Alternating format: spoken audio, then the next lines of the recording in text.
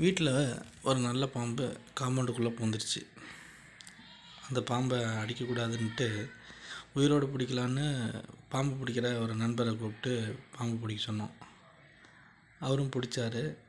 கொஞ்சம் அப்பப்போ கொஞ்சம் கை நழுவி எஸ்கேப் ஆகிடுச்சு.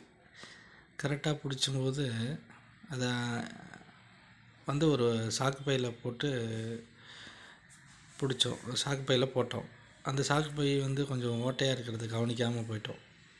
அதனால் பாம்பு பிடிச்சி சாக்கு பையில் போடும்போது கவனமாக அது நல்ல ஓட்டை இல்லாத பையா என்ன ஏதுன்னு பார்த்து அதில் போடணும். நாங்கள் அதை மறுபடியும் வெளியில் வந்துட்டு மறுபடியும் சாமர்த்தியமாக அதை பிடிச்சி இன்னொரு சாக்கு பையில் நல்ல ஓட்டை இல்லாத சாக்கு பையில் போட்டு பிடிச்சி கொண்டு போய் காட்டு பகுதியில் கொண்டு போய் விட்டுட்டோம். நன்றி, வணக்கம்.